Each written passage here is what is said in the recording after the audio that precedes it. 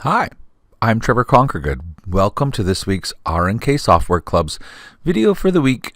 And the topic for this week is going to be about editing designs using the Floriani software. And it's kind of a follow-up from one that we did in the R&K Software Club a few weeks back.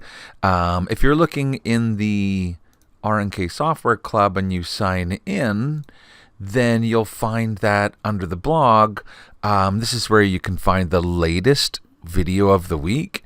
And this is where you can find the past ones here where it says Club Weekly News Archive. And in that section, notice just a little earlier in January, there was one about editing an FTCU. And I had some comments afterwards. People really liked that one. But I think there was a few more things that maybe I could have said at the same time. And so I'm going to kind of go through this a little bit again. While you're visiting the R&K Software Club, there's lots of great videos. And certainly the archive is one of them. Every one of these links is another great video. And they go back for months and months and years and years. Certainly that's a great place. We are looking at, how could we make these things searchable? So that is something that hopefully in the future we'll have some ability to, search for videos. If you look under the Learning Center and training videos, there are categories for all the different software programs. And so, whatever one you own, you can certainly come up here. If you select something like Sketch-A-Stitch, then they'll just simply be all of the videos available to watch on Sketch-A-Stitch. But if you select something like FTCU, Total Control U, then you'll have like categories, fundamentals, general how-to, that kind of stuff. And these are going to be like categories of videos that when you click on them, then you get a series of videos. And so, yeah, there's a lot of great videos. One more place while we're talking about videos, and I think sometimes these ones get forgotten about, when you click on updates. If you go on, for example, the updates for the FTCU software, these are the videos that talk about the latest changes. And so when build 3776 was released, there were, so many videos, maybe 8 or 10 of them, that talked about what was new in the software. And so these are often really great videos because they specifically talk about, each tool and as it's created. And so at the top of this page, notice where it says update videos. If you click on update videos, it takes you to a page where you can see all of the videos for the build 3776. And if you scroll down, here's all the videos for the previous build 3749 and the previous build 3718. And these are all great videos that go through the different tools of the software. So that's another place that you may want to look for when you're looking for videos, especially if it's a tool-based video, because as the tools get created and added, there's always great videos that explain how they work. Okay, all that said, let's pop back into our Floriani software. And I'm just going to use the custom shapes library, where we have, basically artwork shapes. In the easy art category, there's letters. And so I'll just put on my screen the letter C, and I'll also go ahead and get the letter T. So there you go, Trevor Conquergood, that's my initials. If I kind of set them side by side like this, I could select both of them and maybe use my alignment tool to make sure they're aligned along a top edge or something like that. Now, what I'll do is I'll click on the standard fill tool to fill those artwork shapes in with thread. And so they're now, created as an embroidery element. And I'm going to make a copy of them. And I'm going to make the copy smaller. This one says that it's about 100 millimeters tall, which is around 4 inches here. I can just change on over to inches. And so it's just 3.99 inches. If I resize it down to be, like under an inch, something like there's 1 inch tall right there. Let's go even like to 0.6 of an inch or something like that. And at 0.6 of an inch, I would probably not use a standard fill to fill those letters in. Instead, I think I would probably select them and choose an auto satin. And so here we have kind of like two different, I guess, ways of doing the same shapes, right? One for kind of big ones and one for small ones. And what I'm going to do is just save this. So File, save as, and I know that I'll just save it to my desktop. I know that I can save it to the Floriani file, and everything will be exactly as it is. But what I want to do is save it to a PES or a JEF or a VP3 or one of the embroidery formats. It really doesn't matter which one. They're all essentially the same. It's just different languages for the different machines. But the point is, when I save this to a machine language, it does change the parts of the design. You see right now I've got the letter C and the letter T. And again, I've got another letter C and a letter T, and they have different sizes. They have different styles of embroidery. 2 of them are fills. 2 of them are satin paths. I could do any number of, I guess, types of changes to them. For example, if you decided that you'd rather do it as a run stitch outline, you could just click on here to change it to a run stitch outline. So that's the benefit of having, a true WAF file. But we saved it to a stitch format, and when I say I'm going to go File, and I'll just choose Merge Design. So Merge Design allows me to open another design and add it to the design that I'm working on and have them all together. And so I'll just look on my desktop for that little TC. And now, I'm not going to choose this Convert to Outlines. I'm just going to open it up without that checked. And so notice that we get the TC comes onto our screen again, only if we look in the sequence view at the sort of second version of them, they're simply listed as stitches. And so the point there is when you open a stitch-based file like a PES file and you don't convert to objects, the software will simply open the original stitches. I can click on a new color and change the color of that, but it's not going to change the actual stitches. I can even select it and make it larger or smaller, but it won't change the original stitches. And so notice it says right here at the bottom that I have 5 segments in my design. I have one of them selected, and that selection has 14,883 stitches. Well, if I make this significantly smaller, still 14,883. Make it significantly larger, still 14,883. And that is because the software simply sees these as stitches, and while I can scale them bigger or smaller, the software won't add any new ones. It simply scales the original stitches further apart or closer together. And so really, essentially, it won't change the design per se. Now, if I say File and Merge Design, and once again, we'll get that same sort of TC, but this time we will choose the option, Convert to Outlines. And so what happens now is the software reads those stitches, and as it opens it, it says, aha, I see a pattern. It went forward, forward, forward, and that sounds like a run stitch. And so there's the letter C, and it starts out with a run stitch. So let's take a look at what we actually got. So the original underlay is what you can see here was converted into what it considers as just a run stitch. So it didn't know that it was the underlay for the original letter C's top stitching. The software just saw forward, forward, forward. And so if I maybe just move this piece off to the side so you can see it kind of by itself, it's a run stitch that is really just the underlying stitches for that letter C. I'll do undo to put it back where it was. And that's what it really is, run stitch, and that's fine. Now the next thing you're going to see is a small piece of fill here. And then it says run stitch again, and then another piece of fill. And so the letter C has actually become sort of like a series of pieces of fills that make up that letter C. And so the reason for that is when the software reads the original stitches, every time it sees a change in the pattern, it creates a new stitch. And so it sees the run stitch that travels. So imagine, and even the original C, this is how it's stitched out. It starts out with the underlay, and then it does this piece. But then it walks, if I zoom in here and maybe just move backwards a little bit, when it gets to sort of like here, it walks across the shape. And so at that time, the software sees a change in pattern, and it creates a run stitch for it.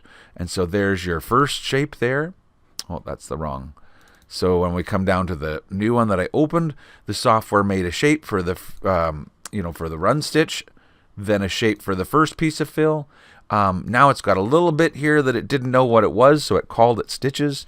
Then it caught the pattern. Oh, I see what it is. It's a run stitch, made a shape for that. There's the fill stitch, made a shape for that. There's the next piece of fill stitch. Then another run stitch walking, over across, and then another piece of fill stitch to finish it off. Now a run stitch to kind of walk from here to there, and another piece of fill stitch to finish the whole thing off. And it looks like the very tip of it, it wasn't sure what that was, and so it just called it stitches, and then there's a small piece of fill there. And so as you can see, the software makes a bunch of pieces. It didn't know that it was the letter C with an underlay. But all that said, I can select that letter C. I can select the whole design, or here, let's ungroup it. Just select that one letter C, and then resize it bigger or smaller. And notice before I let go here that it says down at the bottom underneath the palette, it's 8,000 stitches that I've selected, 8,033. I'll let go, and it went up to, it's down here, 15,000 stitches. See if I hit undo. So originally, when I opened it, it was 8,000 stitches. But now when I change the size, the software is able to interpret those stitches and add new stitches. And so this is the concept. And we were talking in the last video about sometimes when the software has these extra little sort of like pieces like this, that there may end up with a small gap, where one fill and the other fill aligned with each other. And if that ever happens, so I don't appear to have a gap here, but the point is sometimes you end up with one. So like it could be, if I look at that piece right there and I go to shape mode, notice that I can see the points of the shape. And so the point here was sometimes when we make really drastic size changes, like increasing something 200 or 300%, that where these two shapes were made, there might have been like a small space in between, kind of like the original sort of density amount. So there's that one, and there's this one, and there may be a small space in between them, and we were able to overcome that by just simply moving the points up or down to, I guess, realign those if there was a gap. And so that was something that we talked about in our last video. Now, another thing that can happen, so I remember I made a standard fill, so I guess if we get the original TC, I made the T and the C as a sort of standard fill, but then I made a smaller version of them, and I did them in a satin stitch. So it looks more like this, where there's only stitches on the outer edges, and the software has made turning stitches. Can you see how this little letter C has stitches that turn around the shape, different stitch directions? And so again, when we study the new one that was made, let's find it. It's down here. Okay, and if I click on that letter C, there's a piece. There's a piece. It started out with some the underlay. It called a run stitch, then a satin path, another run stitch, another satin path. Now that tells me that probably the original design, the C, if you remember, the C sewed first. And so the software has made it so that the letter C finished here, kind of closest to where the letter T started. And so that's why it's created the letter C in two parts, because it did this part, and then it saw a new, well, I guess it's the opposite. It did this part first, and then it saw a run stitch to walk to here. And so every time it sees a change in the pattern, it makes that change. It does not stop us from resizing the design and making a new size. I can click right here and drag, and the software will again generate new stitches. And the reason it can generate new stitches is because when it created the satin path for the top of the letter C and I guess the bottom of the letter C, it also read the type of stitch that it was, and it knows that it's a satin fill. And it saw the original density at 0.5, and so when I select this and I make it larger, it generates new stitches for that area and maintains the original 0.5. Now, I do notice some sort of things that are going a little bit, I guess, astray with my letter C. And so I'm just going to zoom in and say, well, it seems like the end is sort of gotten kind of funny here. And if I study the original stitches, I notice that that stitch there was actually part of the underlay. And when the software made the satin path, it actually kind of started up here. And so if I look at that shape's outline, here's the kind of thing. It's got, it's not all the way down to where it kind of originally was. The software, the original stitches, as we've made them bigger, no longer are kind of the perfect shape. And if you wanted to make this letter C like, much bigger, you might really start to notice this kind of stitch sticking out. And so again, this is where you can make those kind of changes. You could come in, that's the green starting point, but underneath it is the blue kind of actual edge of the shape. And I can bring it down here to kind of like make it come to the end like that. And I can bring the green start point back down there if you want. And when I hit enter or apply, it'll update the stitches. Now, I also don't like the stitch direction coming in on an angle like this. Normally when I do the letter C, I'll make it so that that stitch direction at the end there kind of comes like that.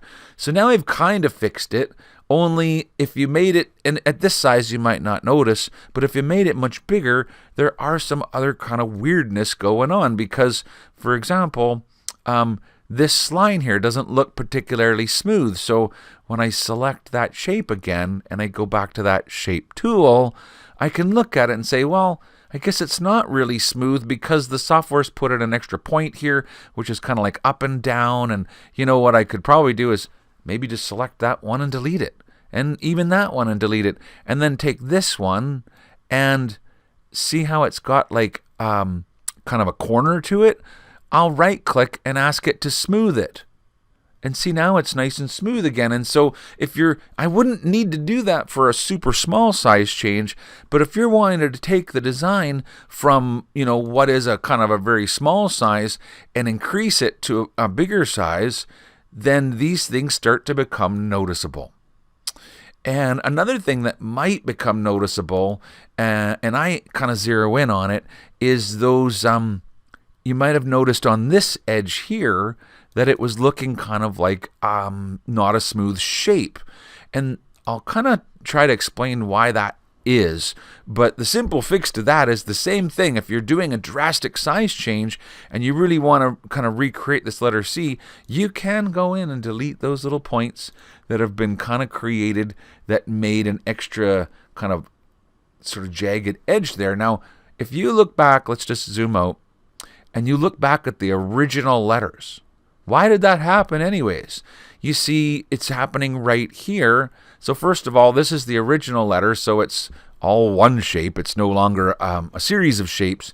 And you can see that the original one did have the angle coming into that point. And, had I done something like this, it probably would have smoothed right off to that point. But still, in this area here, I want you to notice how when the software generates a satin stitch, and we're looking at the letter C, and so, oops, that's a little way too far out. When you do the letter C, you have to figure out the density, and there's an inside edge and then there's an outside edge. And the outside edge, if you were to measure from this point all the way over to here, it's longer than if you measure from this point all the way over to here. And so what the software does is it measures the density along the outer edge. And then instead of putting the exact number of points along the inner edge, it does some shortened stitches. This is like part of the magic of the software, the intelligence of how it can create beautifully, made designs, because our software understands that if you're going to turn from here to there in this short space and from here to there in that longer space, that if it put all the points along the inside edge, it would get hard and kind of like a tough spot in your embroidery. And so the software knows how to do these shortened stitches. So if you follow the stitches, it'll put this one all the way to the line, and then the next one will come down not quite all the way. and then back out, and then all the way down, and then another shortened one, and then another longer one, and then a shortened one again, and a longer one. And so when the new program reads those stitches, when you open a stitch file that has shortened stitches, the software reads them quite literally and makes, so now if I zoom out, and we zoom back in on that letter C that's been processed, used, this is shapes that were made from stitches. And what I'm saying is here in these areas where the original shape had shortened stitches, we've made it larger, but the original shape was affected by the original shortened stitches. And so the point here is, if you want to take the letters T and C and make them twice as big or 3 times as big, it may require you to come in here and say, well, at the new size, those points are going to look all rough, and so I'll remove some of them, and then when I'm done removing some, I'll select some of the other ones and tell it to smooth them out, and you can fix this thing up all you want. In this case, it is really just the letter C, and you might say, well, I'm not sure what would have been easier. Maybe I should have just taken my artwork tool and clicked here and recreated the letter C. And and that is an option that you do have, right? You can always make a new shape, as well. So I guess the point here is, if you bought a design, you didn't make it, because if you would have made it, you would have saved this as a WAF file, and you would have been able to have gone back to the original shape and made changes the way that we always do with our software. Oops, that was not a corner. But the point here is, if you bought a design and you want to work with it and resize it, things can go wrong, but with a little bit of knowledge, you can absolutely correct them. And it's very logical once you understand what the software is actually doing. So there, it doesn't take that long to create your own new letter C that you can now click on the new satin tool and fill it in yourself and have kind of like a clean letter C. That said, maybe it's more than just a letter, and you've brought in your design and you're not worried about those little stitches. What often happens, and this is another question that I've had, is we took that original design and we made it larger. And so as we make it larger, now notice those kind of broken looking lines. And if you turn on 3D, it's like the stitches are actually missing. You see that? So select those two shapes. If I make them smaller, they're back. But as I got larger, what the heck? Okay, so what's happening is the software knows that these shapes are satin stitches. And a satin stitch, by default, goes across the shape and only puts needle points on the outer edges. Well, those stitches are still there, only they've become too long. If I measure right here from one side of the stitch to the other side of the stitch, it's over 1/2 inch long. And in millimeters, the magic number is 12. As soon as you breach 12, so these are 13. But yet up here at the top, they're still stitching, and they are 10.9. And what I'm telling you is, as soon as you go over 12, the software will say, it'll show it as a dotted line when TrueView or when 3D view is turned off. But when you click it back on, it shows them as missing. Now, the reason it shows them as missing is because your typical home machine won't sew those stitches, and so they will be missing if you actually try and stitch the design. But the real issue is they're too long to be a satin stitch, and this didn't change just because we got the design through, from a purchased one. Here's the original TC with the original shapes, and if I make them larger in here, I run into the exact same problem. Well, okay, only now I have them in the software knows that they're a satin path, and what it has is it already understands the fix. And the fix is we allow it to split the stitches. You could do a random split, you can do a middle split, you can do an absolute split. If I go with a middle split, it'll split them right down the center like a real defined line. If I tell it, and so notice this is in our properties box, not on the fill tab, 1, 2, 3, 4, 5 over is the split tab. And on the split tab, if you tell it to do a random split at 7 millimeters for the maximum, 1.2 for the minimum, well, you're basically saying don't make anything longer than this or shorter than that, and you can change these numbers. But when you say apply, it will give you and the random makes it so that they aren't always the same needle point, so it kind of varies them a little bit.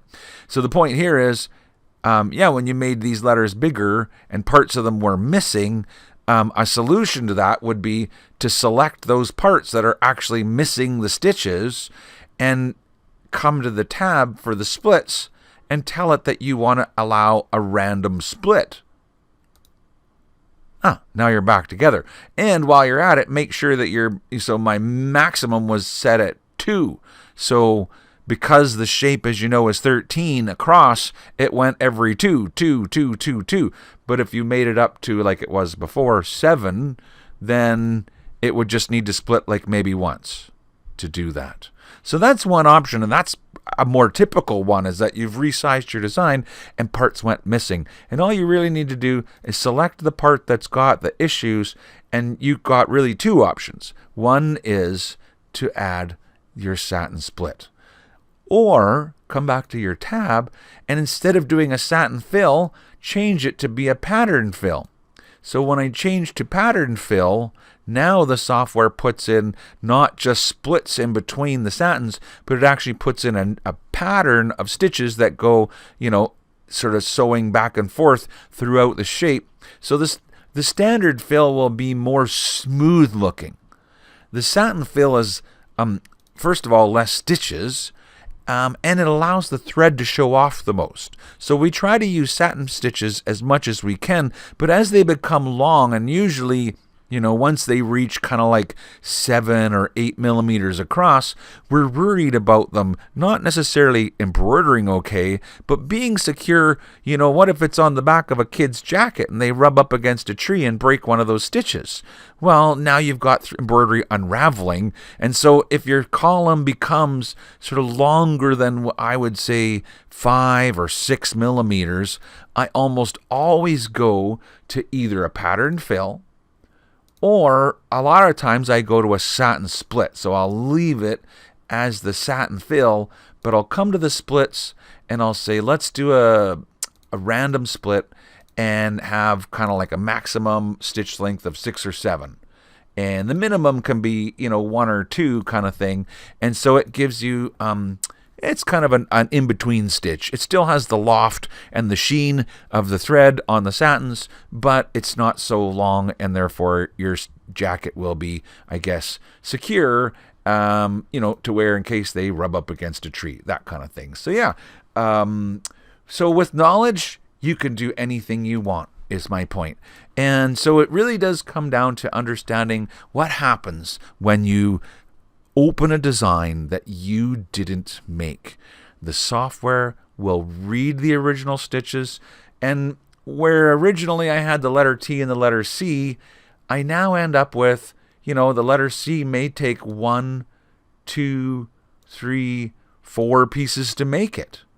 And if those pieces aren't perfect, I can go into my shape tool and zoom in and be like, oh, there's some of those funny points again, and clean them up because I wanted to increase my design by 300%, and it was messy looking. And so it's absolutely possible to make them perfect, but a little bit of knowledge goes a long way.